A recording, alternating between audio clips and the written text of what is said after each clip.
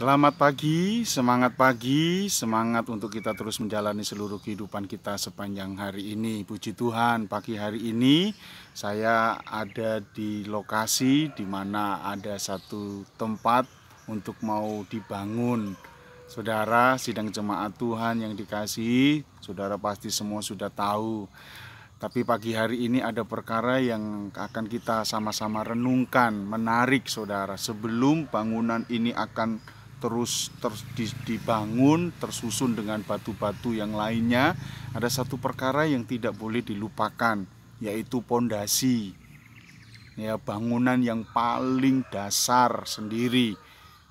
Ya, kalau itu tidak diperhatikan, maka akan mengalami satu kerugian.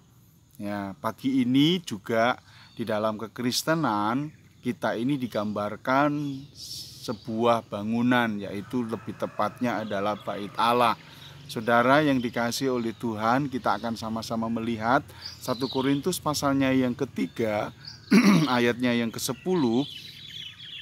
Sesuai dengan kasih karunia Allah yang dianugerahkan kepadaku, aku sebagai seorang ahli bangunan yang cakap telah meletakkan dasar, dan orang lain membangun terus di atasnya. Tetapi tiap-tiap orang harus memperhatikan bagaimana ia harus membangun di atasnya.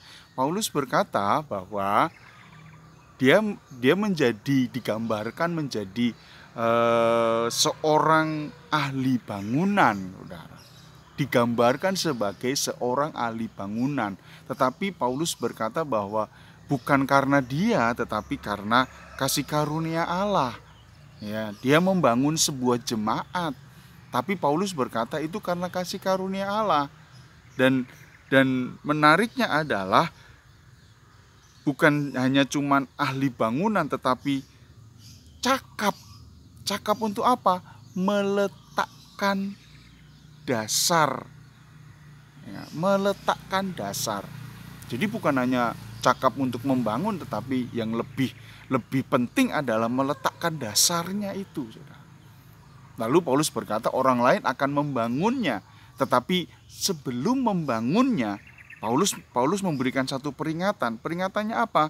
Tetapi tiap-tiap orang harus memperhatikan bagaimana ia harus membangun di atasnya. Diperhatikan. Walaupun sudah benar Paulus memberikan pondasi dasarnya yang tepat, tetapi untuk membangun seterusnya harus perlu diperhatikan. Tiap-tiap orang harus memperhatikannya. Ya, saudara, ayatnya yang ke-11.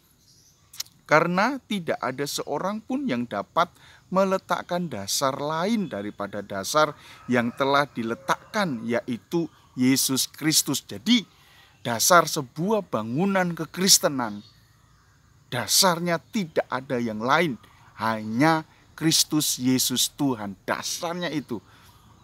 Ya. Kalau dasar kekristenan tidak dalam Kristus Yesus, tidak akan bisa.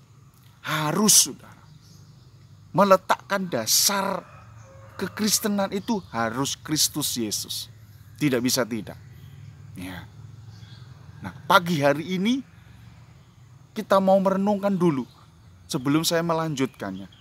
Sudahkah betul benar bahwa dasar bangunan kekristenan kita ini adalah Kristus Yesus? Ya. Apakah ada yang lainnya? Apakah sudah benar Yesus Kristus yang menjadi dasar kekristenan, bangunan kekristenan kita? Ya. Saudara yang kasih di dalam Tuhan, ayatnya yang ke-12. Entahkah orang membangun di atas dasar ini? Yang pertama, dengan emas, perak, batu permata. Ya. Emas, perak, batu permata. Ya. Hal-hal yang mulia. Ya, hal-hal yang mulia. Setelah dasarnya Kristus harus diperhatikan baik-baik. Diteruskan dibangun, tetapi harus diperhatikan. Yang pertama, engkau harus membangunnya dengan emas, perak, batu permata. hal-hal yang mulia, hal-hal yang kudus, hal-hal yang benar. Ya. Terus yang kedua,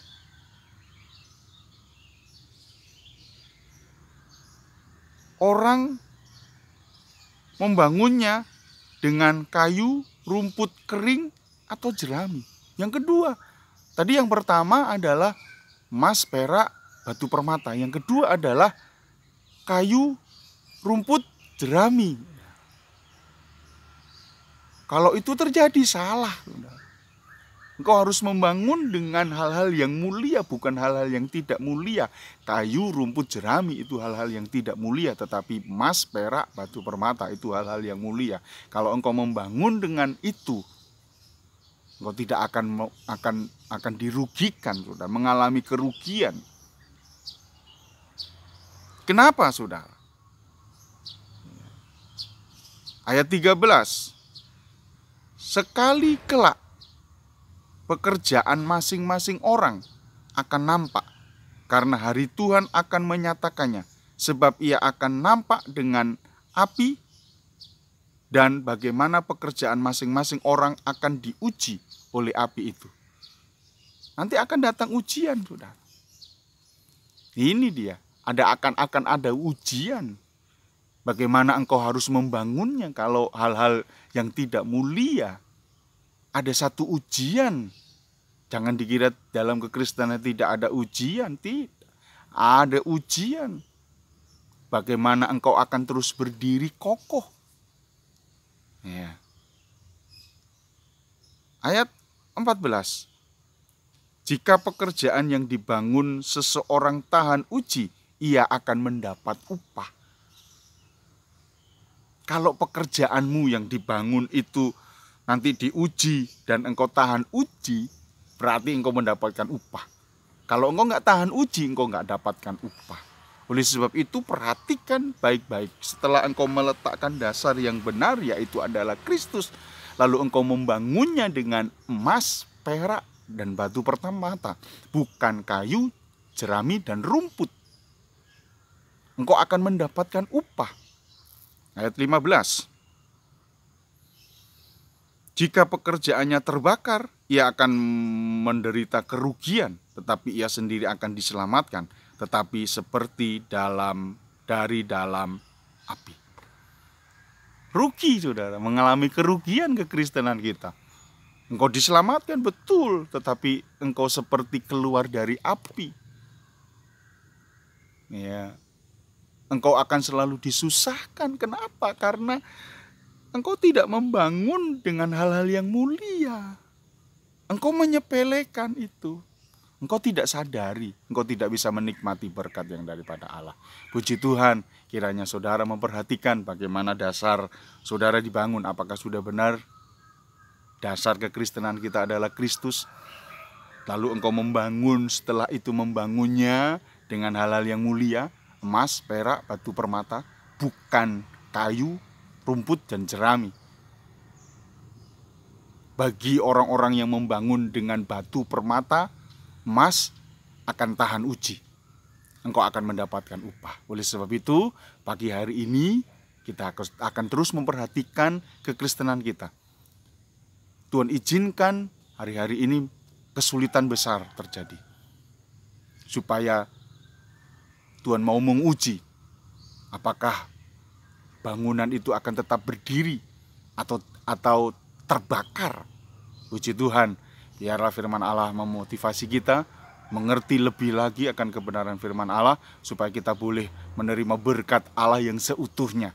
Puji Tuhan, selamat pagi, semangat untuk terus kita menjalani seluruh kehidupan kita sepanjang hari ini. Immanuel, tetap kuat, tetap semangat. Tuhan Yesus memberkati.